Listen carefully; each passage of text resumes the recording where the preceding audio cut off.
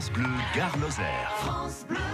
On vous parle de l'Aude depuis hier déjà et on le sait, les sapeurs-pompiers du Gard apportent leur soutien, leur appui aux sinistrés de l'Aude. On en parle avec votre invité Jérôme Plédis, c'est le commandant Éric Agrignier, responsable de la communication du SDIS du Gard. Bonjour mon commandant. Bonjour. Merci d'être avec nous ce matin. Les sapeurs-pompiers du Gard sont, on le sait, régulièrement confrontés à ce risque d'inondation. Ce qui frappe, c'est tout de même la violence de celui d'hier. Oui, tout à fait. Je crois que tout le monde a pu se rendre compte de l'ampleur de ce sinistre en regardant notamment les images. Malheureusement, nous sommes tristement habitués à ce type de phénomène dans le département du Gard. Nous en avons d'ailleurs tiré de nombreuses expériences en nous dotant de matériel spécifique, mais aussi en formant nos personnels à ce risque. 30 hommes du SDIS du Gard sont déjà sur place depuis hier. Tout d'abord, ce groupe de sauvetage en eau vive, quelle est sa spécificité ? Alors effectivement, ça fait partie des retours d'expérience. Nous avons créé, pas seulement dans le département du Gard, mais dans l'ensemble des départements soumis à ce type de risque, ce type d'unité spécialisée, groupe de sauveteurs en eau vive.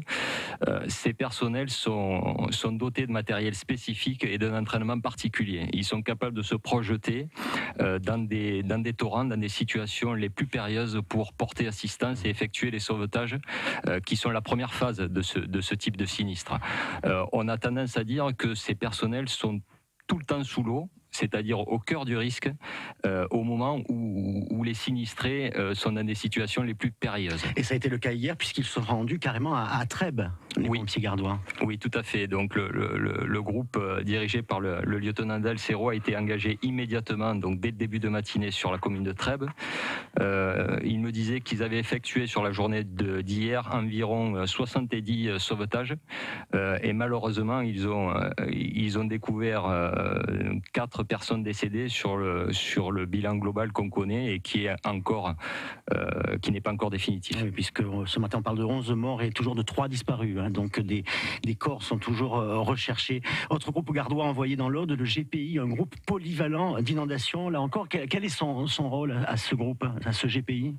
Alors c'est un groupe donc polyvalent par définition. Il a plusieurs missions, des missions de soutien à la population c'est plus l'inscription dans un dispositif global de soutien, avec des moyens techniques très importants, des moyens notamment en véhicule. Oui, tout à fait, d'aide à la population, d'épuisement, d'assèchement, nettoyage, assistance aux sinistrés, mais également de mise en sécurité, parce que les moyens lourds permettent de se rendre sur des reconnaissances périphériques à des endroits où un véhicule traditionnel ne peut pas se projeter.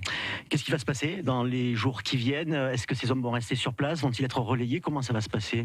Alors, à l'heure où je vous parle, il n'est pas question de retirer ces moyens. Les collègues qui sont engagés depuis hier sont maintenus sur place. 2 situations peuvent se produire. Soit on va aller les relever directement sur place par un dispositif équivalent, soit une nouvelle demande sera faite par le département sinistré et on ajustera le dispositif pour répondre au mieux à la demande de nos collègues de l'Aude. Et sous quelle autorité tout ça se passe-t-il ? Alors, sous l'autorité du préfet du département, du préfet de l'Aude, qui est à la fonction de directeur des opérations de secours, mais nous recevons, nos ordres par le centre opérationnel de zone, qui est l'échelon supradépartemental qui coordonne l'ensemble des moyens de secours. Merci, commandant, pour toutes ces précisions. Je rappelle que vous êtes donc le responsable de la communication au SDIS du Gard. 8h25, vous êtes les bienvenus sur France Bleu Gard-Lozère.